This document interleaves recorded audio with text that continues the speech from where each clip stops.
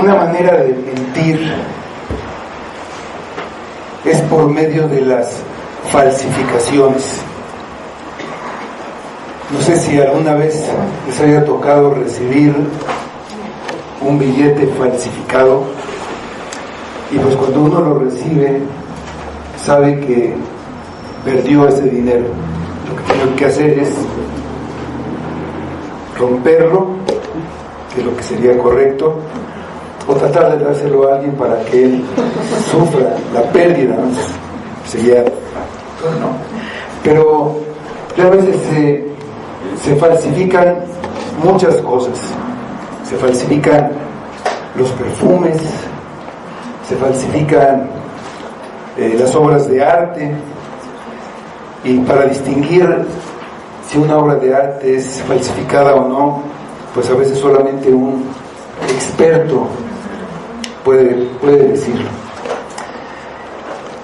Pero cuando tenemos las dos cosas, la cosa auténtica, la cosa verdadera y la falsificada, es cuando nos damos cuenta de la diferencia y apreciamos la verdadera.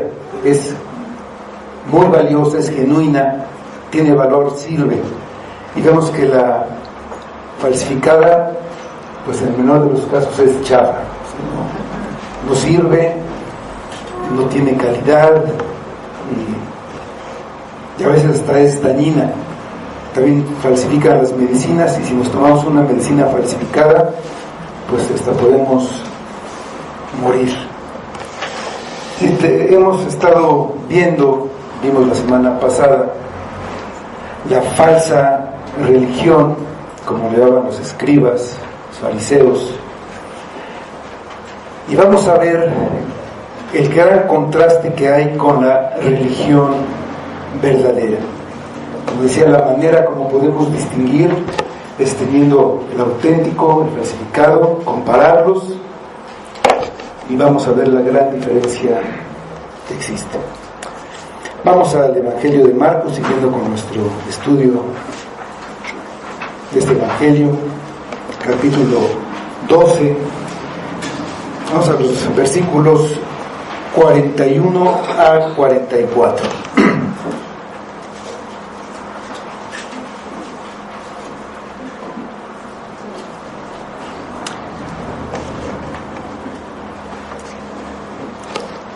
Estando Jesús sentado delante del arca de la ofrenda, miraba cómo el pueblo echaba dinero en el arca, y muchos ricos echaban mucho. Y vino una viuda pobre y echó 2 blancas, o sea, un cuadrante. Entonces, llamando a sus discípulos, les dijo: de cierto os digo que esta viuda pobre echó más que todos los que han echado en el arca, porque todos han echado de lo que les sobra, pero esta de su pobreza echó todo lo que tenía, todo su sustento. Vamos a orar.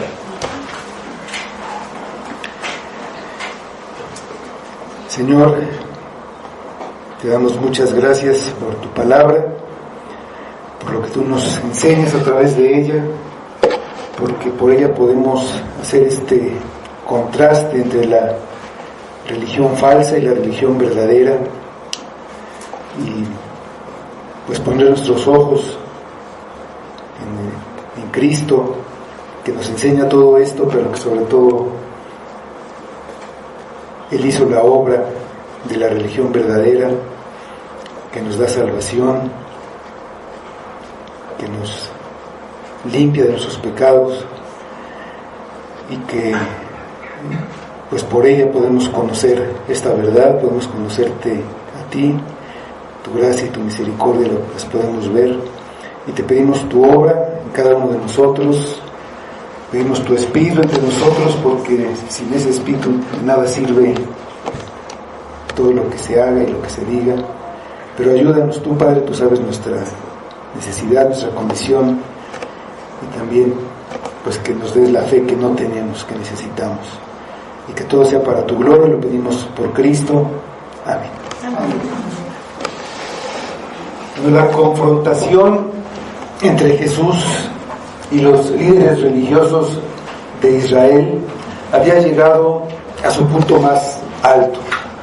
Estando ahí en el templo, Jesús hizo una denuncia muy severa y condenó la falsa religión basada en las interpretaciones equivocadas que los escribas hacían de la ley, interpretaciones que estaban centradas en el cumplimiento de ritos y tradiciones, y esta falsa religión estaba dañando al pueblo de Israel. Los dirigentes de Israel, los principales sacerdotes, los ancianos y los escribas usaban la religión a su favor. Todo el sistema religioso estaba corrompido, las prácticas eran hipócritas. Lo importante era parecer piadoso por medio de apariencias, por la forma de vestir, por orar largamente en público y por seguir rigurosamente los ritos religiosos, de evitar contaminarse con lo que comían o por tocar cosas consideradas como inmundas, incluyendo a las personas, la purificación con ritos de limpieza, guardar el día de reposo, hacer muchos sacrificios y dar ofrendas. Todas estas cosas eran externas, era una religión falsa que estaba únicamente en las cosas que se podían ver, basadas en obras religiosas, aparentemente piadosas, pero exaltaban el orgullo de quien las hacía. Pero internamente había avaricia, codicia, egoísmo, orgullo. Por supuesto, no había la menor intención de cumplir con los mayores mandamientos: amar a Dios sobre todas las cosas y al prójimo como a uno mismo. Cada uno quería ser reconocido por los demás y beneficiarse económicamente de su supuesta piedad, de sus conocimientos o del lugar que estaba ocupando en la jerarquía religiosa. Los sacerdotes, además de lo que recibían por ser sacerdotes, según lo que tenían derecho en la ley, usaban su puesto para hacer negocios con la religión. Hasta concesionaban el templo y tenían ahí negocios de venta de animales para los sacrificios, casas de cambio de moneda. Todo eso tenían, vendían estas concesiones y ellos mismos participaban de esto. Los escribas, que eran los expertos en la ley, se exaltaban a sí mismos con sus conocimientos y su apariencia, esas con vestidos ostentosos que decoraban de manera religiosa, de manera que cualquiera que los veía en la calle decía: ahí va un escriba. Pretendían ser honrados y alabados por el pueblo en todos los lugares donde se presentaban. Lo peor de todo era que se aprovechaban de sus conocimientos y de su posición para abusar de los más débiles de la sociedad.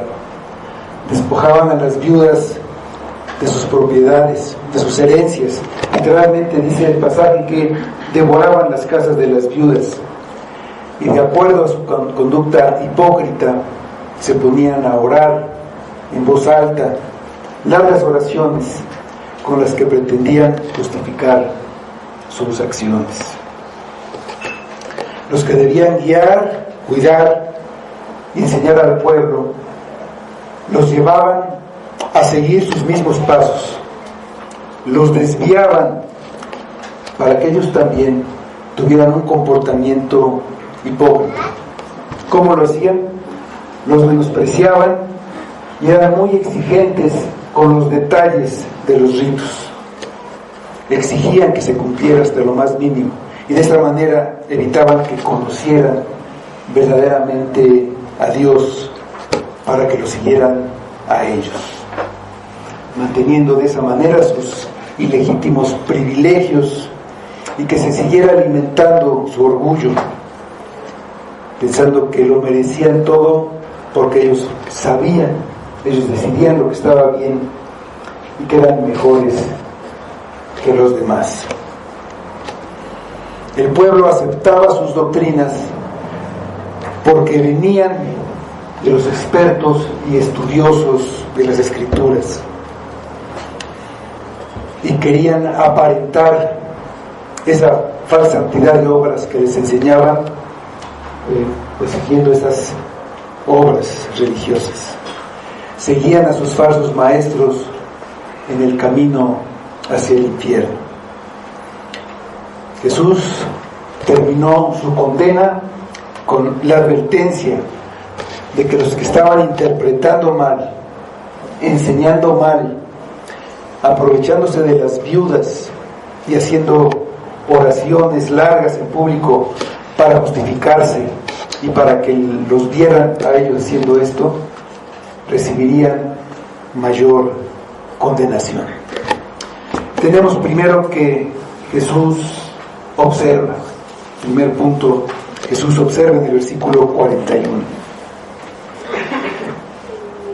Estando Jesús delante del arca de la ofrenda, miraba cómo el pueblo echaba dinero en el arca, y muchos ricos echaban mucho. Terminada la tensa discusión que tuvo con los dirigentes de Israel, los religiosos, seguramente los enemigos de Jesús se retiraron derrotados y resentidos, y él fue a buscar un poco de reposo. Fue a sentarse en un lugar en el templo desde donde se podía ver cómo las personas echaban sus ofrendas. En este lugar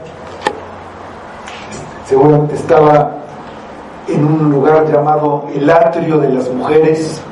En ese lugar estaban las urnas o las arcas, y ahí, hasta ahí podían llegar las mujeres, cualquiera podía llegar hasta ese lugar, menos los gentiles, pero después de ese punto nada más los varones, y había otro punto cerca del lugar santo y santísimo donde nada más podían pasar los sacerdotes. Pero bueno, él se sentó ahí observando y miraba cómo el pueblo echaba dinero en el arca, y lógicamente todos los que estaban ahí también podían ver esto. Jesús había enseñado que las ofrendas deben ser secretas. Dijo que no sepa tu izquierda lo que hace tu derecha, para que tu limosna sea en secreto, y tu Padre, que ve en lo secreto, te recompensará en público. Aunque nuestras ofrendas deben ser secretas, sin embargo, debemos ser conscientes de que Dios siempre está mirando lo que ofrendamos. Lo que vio Jesús era cómo echaba dinero el pueblo en el arca. No cuánto echaba, sino cómo lo echaba. Había varias arcas o urnas que tenían forma de trompeta, y ahí llegaban las personas, se ponían delante, y dice que los ricos echaban mucho.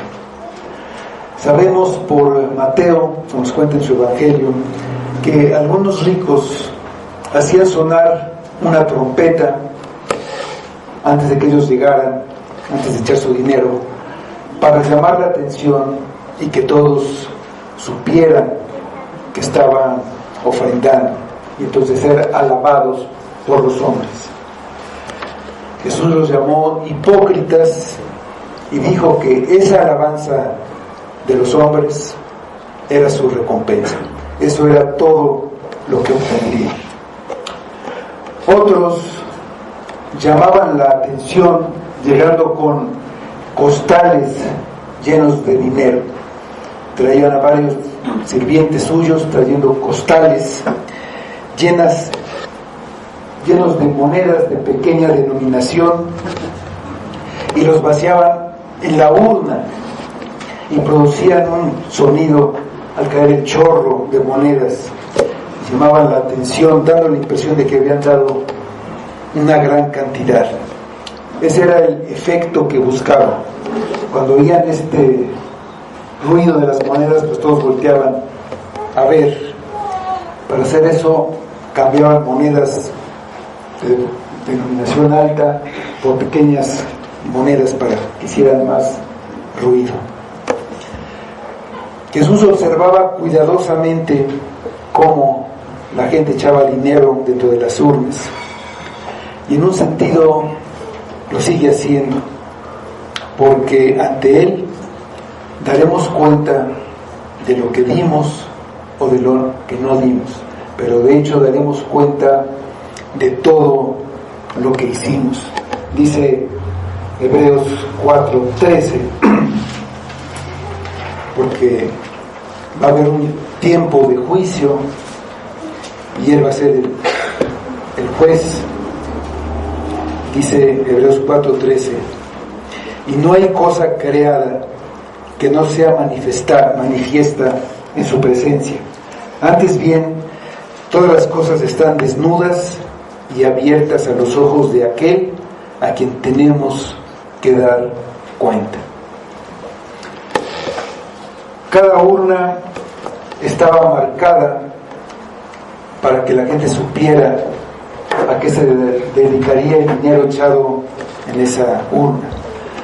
Sí, para el tributo del templo, para el aceite de los sacrificios, para el incienso, también para ayudar a los necesitados. Para cualquier propósito había una urna.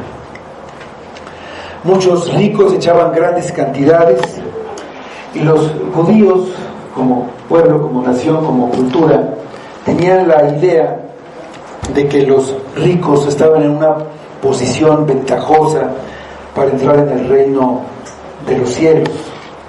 De ahí el asombro cuando Jesús dijo que era más fácil que un camello pasara por el ojo de una aguja a que un rico entrara en el reino de los cielos. Jesús no condenó a estas personas, a los ricos, por echar mucho dinero en las arcas. Está bien que los que tienen mucho, pues den mucho, es lo lógico y es lo natural. No hay nada de malo en dar, pero que dieran mucho no causó la admiración de Jesús, como si la causaría este asombro una viuda que se estaba acercando. Y tenemos como segundo punto la ofrenda de una viuda. Dice el versículo 42, y vino una viuda pobre y echó 2 blancas, o sea, un cuadrante. Entonces fue cuando llegó la viuda frente a una de las urnas para presentar su ofrenda. Las viudas en esa sociedad judía en ese tiempo estaban en una posición muy vulnerable. Su condición de mujeres les impedía trabajar, y una vez que sus maridos morían, ellas quedaban pues en una situación de desamparo y abandono. En el mundo antiguo no había seguro social, no había pensiones para adultos mayores, ni pensiones de ningún tipo. Así que, a no ser que tuvieran algún dinero propio, la vida se volvía muy complicada para ellas. Desde luego, si tenían un hijo mayor de edad, como mandaba la ley, o parientes que se hicieran cargo de ellas, podrían pasarla menos mal. Pero muchas veces los parientes y hasta los hijos se desentendían de sus obligaciones, apoyándose en las enseñanzas de los escribas, y decían que con todo lo que pudieran dar a sus padres, todo con lo que pudieran ayudar, era su ofrenda a Dios.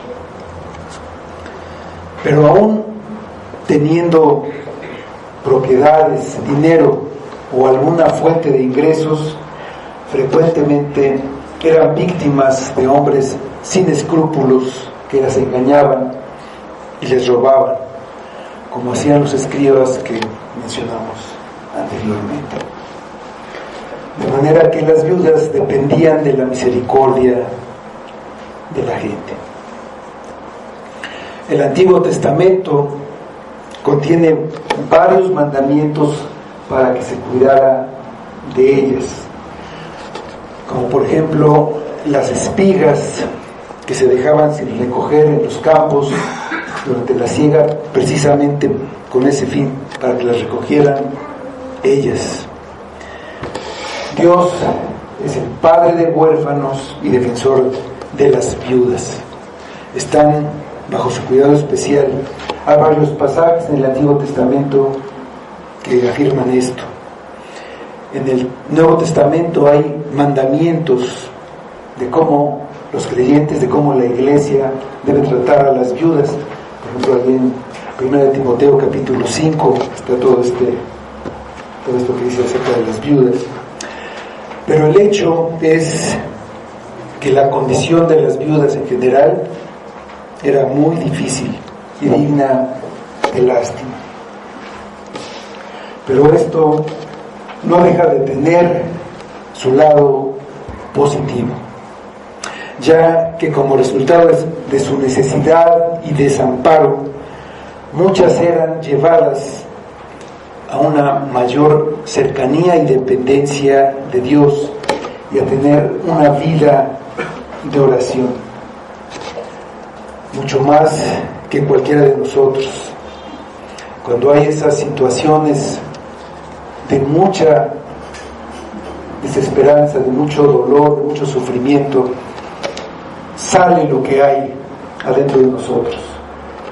Sale el verdadero y genuino amor por Dios, la confianza en Dios, o sale la rebeldía, la amargura y el abandono de Dios. Uno de esos ejemplos de una viuda en esa situación es Ana, que estaba en el templo cuando Jesús fue presentado. Una viuda que estaba con esa cercanía de Dios debido a esa situación. Vamos a Lucas 2, versículos 36 y 37. Y ahí dice en este pasaje: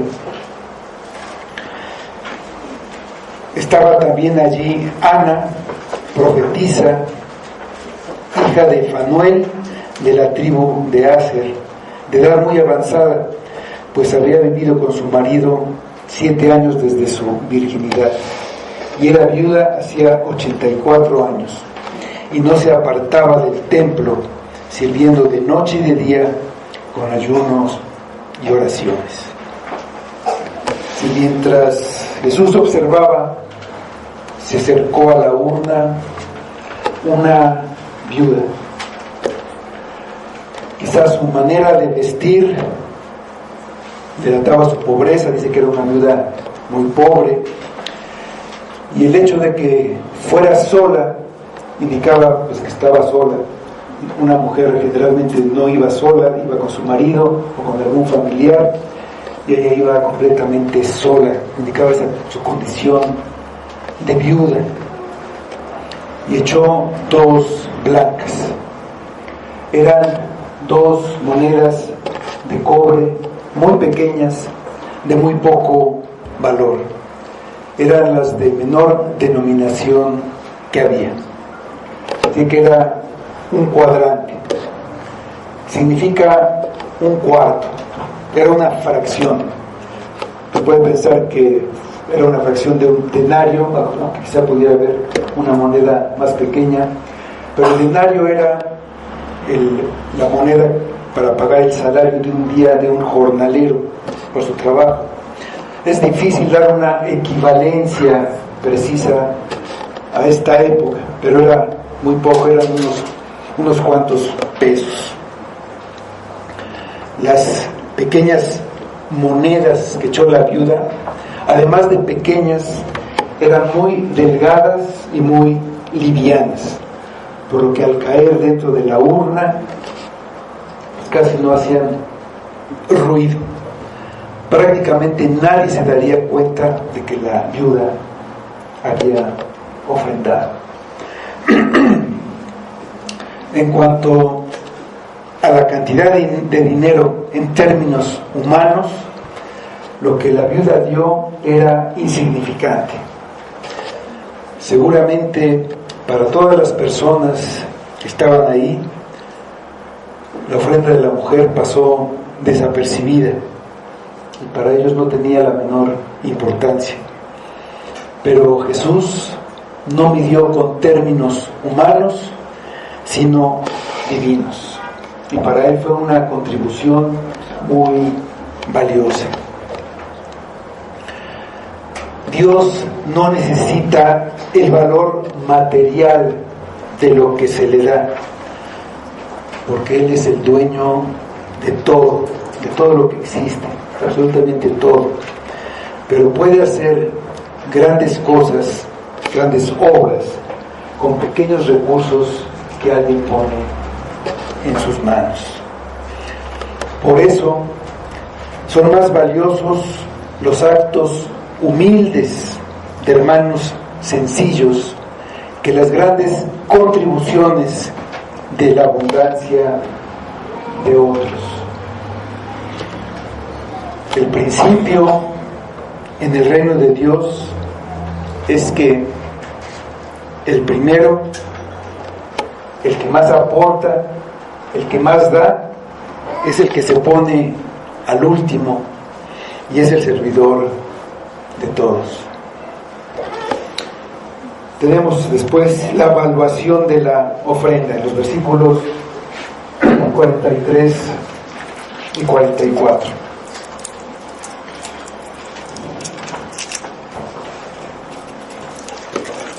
Entonces, llamando a sus discípulos, les dijo: de cierto os digo que esta viuda pobre echó más que todos los que han echado en el arca, porque todos han echado de lo que les sobra, pero esta de su pobreza echó todo lo que tenía, todo su sustento. Lo que Jesús había observado era tan importante que llamó a sus discípulos, como lo hacía en ocasiones especiales en que quería darles una lección importante, enseñarles algo importante. Los llamó aparte para que pusieran atención en lo que esta viuda había hecho. Llamó a sus discípulos y les dijo: esto que dice es la importancia que le da a esto. Por eso les dice: de cierto os digo. Va a decir algo muy importante. Así empieza a hablar con sus discípulos. Esta frase la usaba para demostrar eso, que lo que va a decir es sumamente importante, que deberían tomarlo muy en cuenta. Y entonces hizo una afirmación sorprendente: esta viuda pobre echó más que todos los que han echado en el arca. En esto tenemos la clave del significado del pasaje.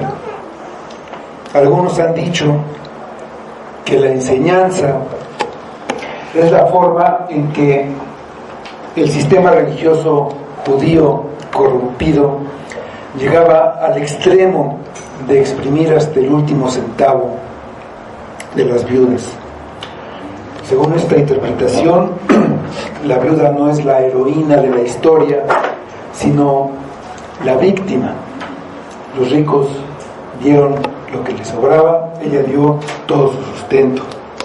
Era un ejemplo, según, de una mujer que había sido devorada por el falso sistema religioso, que la había dejado en la indigencia y que la despojó de todo su sustento.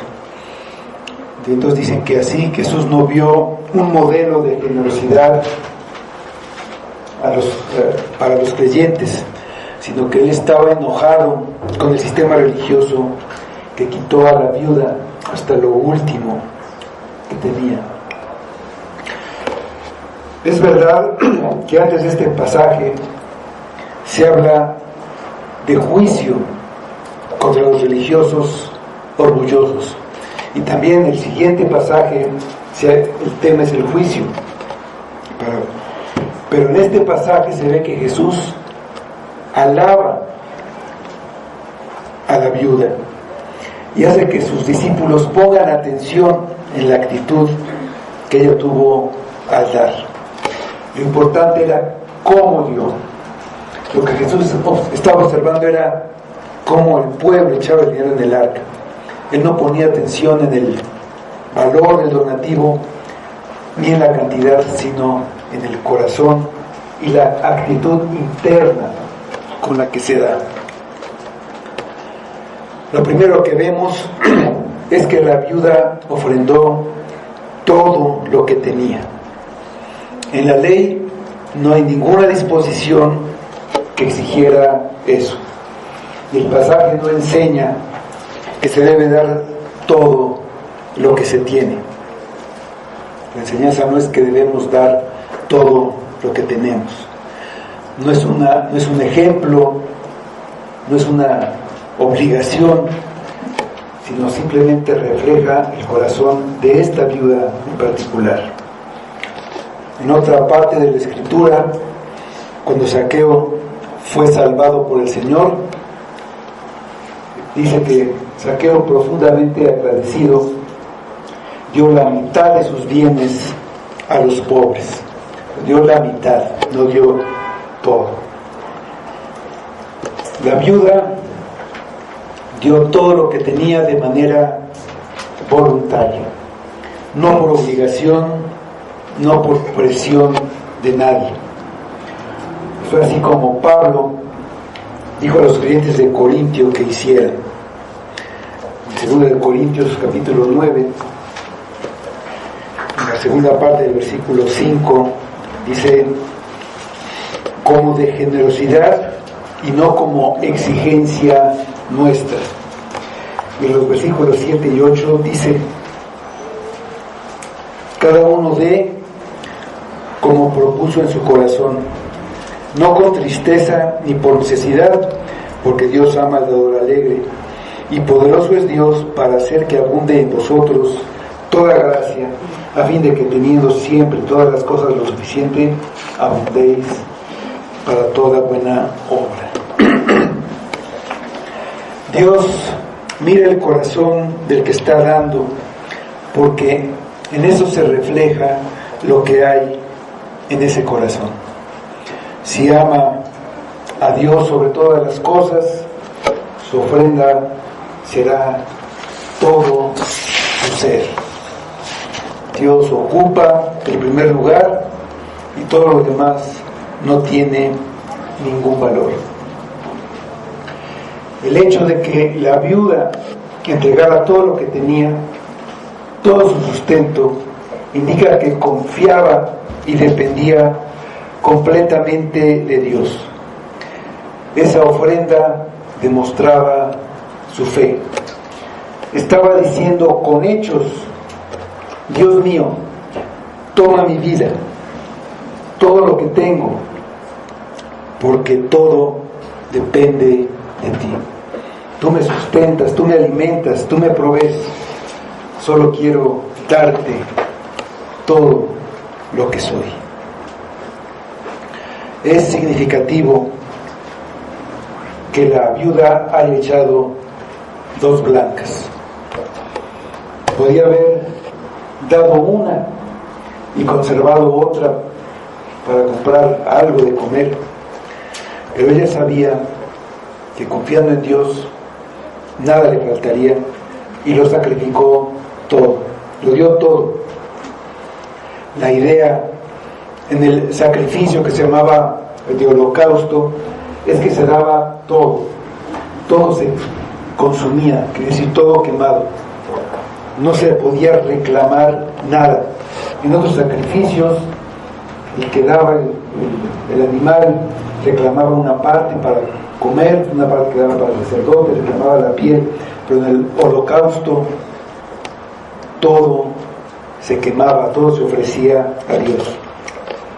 En un sentido, ella se puso sobre el altar y se dio todo para Dios. Esta pobre viuda dio de una forma generosa y espontánea, dio con fe. Por eso Jesús dijo que ella dio más que todos los ricos que habían echado antes que ella. Se dio a sí misma. Los ricos dieron de lo que les sobraba. Ellos no hicieron un sacrificio para dar, no se privaron de nada para dar, y esa es la gran diferencia. En una ocasión al rey David le ofrecieron los animales y la leña para que ofreciera un holocausto a Jehová, pero él dijo: no, sino por precio te lo compraré, porque no ofreceré a Jehová mi Dios holocaustos que no me cuesten nada. Si dar no representa un sacrificio, a los ojos de Dios es de poco valor, independientemente de la cantidad. No di nada de mí mismo, di lo que me sobraba, lo que no necesitaba, de una manera sacrificial. Fue como dieron las iglesias de Macedonia. Vamos a 2 de Corintios 8, versículos 3 a 5, les escribe Pablo. Ellos estaban reuniendo una ofrenda para los pobres de Jerusalén, desde la iglesia de Jerusalén, y Pablo les escribe: pues doy testimonio de que con agrado han dado conforme a sus fuerzas y aún más allá de sus fuerzas, pidiéndonos con muchos ruegos que les concediésemos el privilegio de participar en este servicio para los santos, y no como lo esperábamos, sino que a sí mismos se dieron primeramente al Señor y luego a nosotros por la voluntad de Dios. Cuando se ama a Dios de todo corazón, con toda el alma, con toda la mente y con todas las fuerzas, la persona se entrega completamente a Dios, y no es necesario convencer o presionar a los creyentes con relatos conmovedores o con promesas de prosperidad futura para que den. Dios no quiere nuestro dinero, sino a nosotros. Y eso era lo que tenía de especial la ofrenda de la viuda. Cuando se da demasiada importancia a la obligación del diezmo, queda la idea de que el 90% restante, lo que queda, es para que la persona haga con eso lo que quiera, porque ya cumplió con Dios. Pero la realidad es que debemos entregar a Dios nuestra vida entera, todos los recursos, ponerlos a su disposición. Si retenemos algo, estamos dando a Dios lo que nos sobra. Dios no es lo más importante, sino lo que nosotros queremos, nosotros mismos, nuestros deseos. Algo parecido sucede con el domingo. Muchos piensan que acudiendo al culto el día domingo, el resto de la semana pueden hacer lo que quieran y ni se acuerdan de Dios. Y muchas veces ni siquiera el domingo están, pero cuando van, ellos creen que en su conciencia que ya cumplieron. Pero si no se cumplen en las cosas pequeñas, mucho menos se hará con las importantes. Debemos recordar el principio que el Señor nos enseñó: el que es fiel en lo muy poco, también en lo más es fiel. Es en Lucas 16:10. La buena administración de los pequeños recursos que Dios ha puesto en nuestras manos nos capacitará para recibir del Señor mayores responsabilidades. La viuda amaba al Señor su Dios con todo su corazón, con toda su alma, con todas sus fuerzas y con toda su mente. Y por eso entregó todo su dinero. No hay otra explicación posible. Con su ofrenda, la mujer expresó su convicción de que todo lo que tenía le pertenecía al Señor y que Él es digno de todo. Y por eso se lo ofreció, y se lo ofreció con todo su amor. La verdadera religión es la que da un fruto verdadero, visible. El contraste con la falsa religión es notable. En la falsa, todo es simulación. Se aparenta piedad, se aparenta conocimiento. El objetivo es sobresalir y exaltarse uno mismo. La piedad que se muestra es falsa. No hay amor por Dios ni por el prójimo. Por el contrario, se aprovecha de los demás, sobre todo de los más débiles. El resultado de la falsa religión es la condenación. La viuda dio todo su sustento. No dio de lo que le sobraba como habían hecho antes los ricos, sino que entregó algo que necesitaba para vivir. Su ofrenda a los ojos humanos era insignificante, pero mostraba lo que había en su corazón. Había un verdadero conocimiento de Dios, había un verdadero amor por Dios, y eso fue lo que salió de su corazón. El fruto fue amor a Dios y a sus semejantes, porque una parte era para ayudar a los necesitados, a los huérfanos y a las viudas como ella. El apóstol, Santiago en su epístola define lo que es la religión verdadera. Vamos ahí a Santiago, capítulo 1, versículo 21.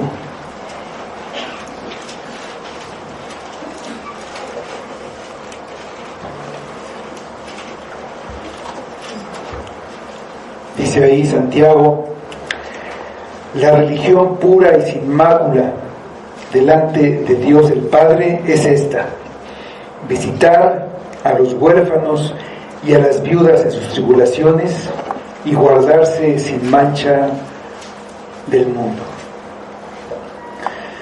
Visitar a las viudas en sus tribulaciones no se refiere a una visita de cortesía. Dice visitarlos en sus tribulaciones. Eso significa proveerlos en sus necesidades. Más adelante dice que la fe se muestra por las obras. Nuevamente, la religión verdadera es en el interior, es en el corazón, pero el resultado es un amor a Dios y al prójimo que se ve en lo que la persona hace. Es aquí lo que nos dice Santiago: esa fe que se ve en ese amor a los demás, y también en guardarse sin mancha del mundo, en buscar la santidad, alejarse del pecado. Esa es la verdadera religión. Sin lugar a dudas, la viuda dio lo mejor que tenía. De hecho, dio todo lo que tenía. No era como los ricos de la religión falsa, que aunque aparentaban cumplir, ellos lo hacían para cumplir delante de los hombres, para que los vieran, pero en realidad no daban de corazón. Daban lo que les sobraba. No daban lo mejor, así como comentábamos del domingo, que se puede dar un rato nada más. Esa manera, como daban los judíos, vamos a verla en Malaquías, profeta Malaquías, capítulo 1, versículos 13 y 14.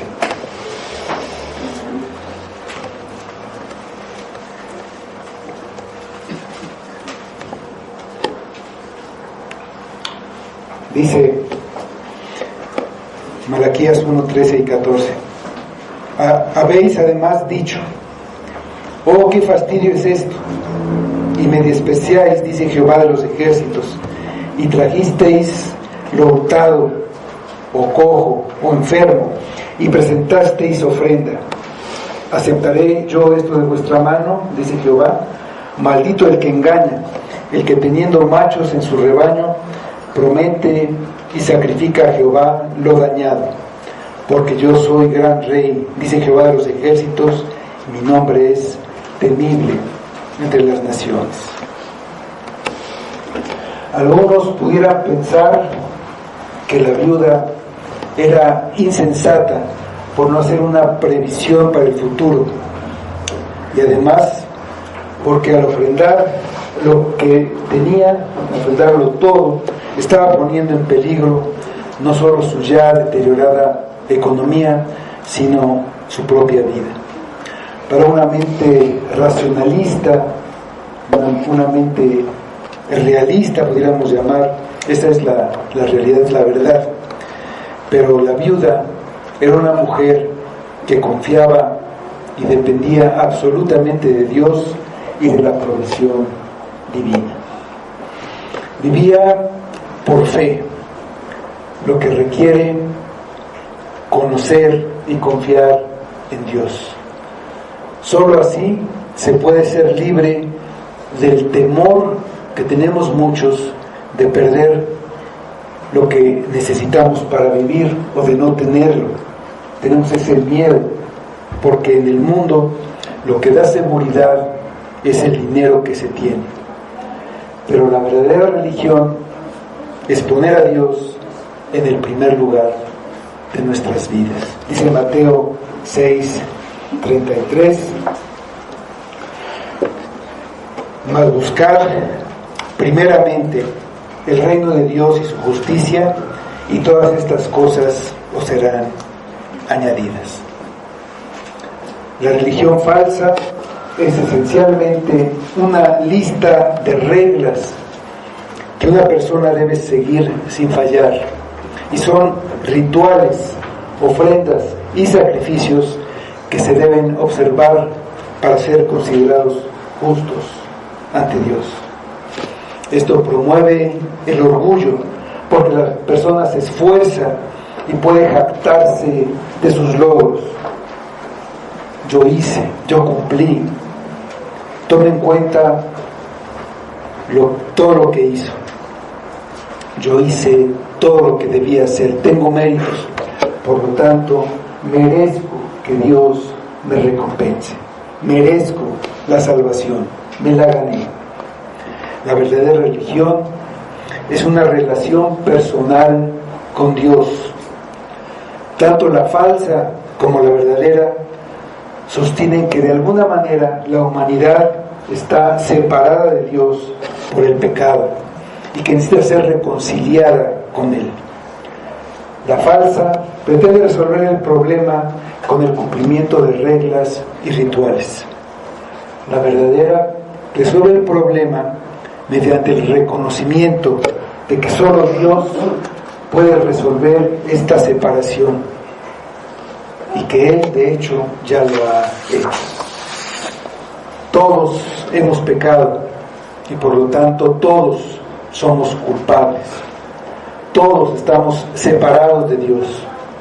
Si esto no es corregido, el justo castigo por el pecado es la muerte y la separación eterna de Dios después de la muerte.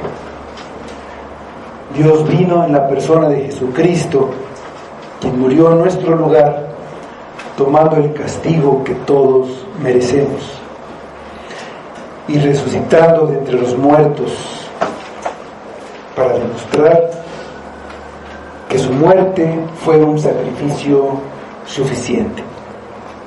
Si creemos en Jesucristo como el Salvador, confiando en su muerte como el pago completo por nuestros pecados, somos perdonados, salvados, redimidos, reconciliados y justificados ante Dios. La viuda dio todo antes de que Cristo muriera, antes de que Cristo hiciera ese pago, pero ella creía a Dios como Abraham creyó, y esa fe le fue contada por justicia. Esta viuda creía en esa simiente de Abraham, en ese descendiente de Abraham, por lo que serían bendecidas todas las naciones. La viuda es alguien que demostró su fe, pero el ejemplo supremo de una ofrenda y sacrificio es Cristo, que nos amó y se entregó a sí mismo por nosotros, ofrenda y sacrificio a Dios en olor fragante. Él es Dios, es rico y dueño de todo, y se despojó de todo y dio todo, hasta su propia vida, en un holocausto, en un sacrificio completo, en un sacrificio perfecto. No retuvo nada para sí, para salvarnos, a los más necesitados y en ruinas, que no podemos ofrecerle a Él nada, ni siquiera darle las gracias. Él lo hizo no porque tuviéramos algún merecimiento, solo por gracia. Él es la verdadera religión. Él es el motivo para ofrendar nuestras vidas, no solamente una parte de nuestro dinero. Dice 2 de Corintios 8:9: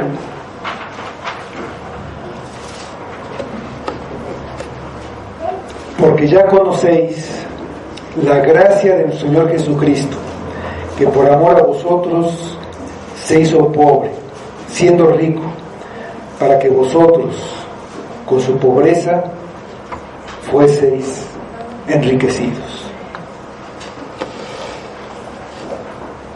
¿Cuál es la religión que vives?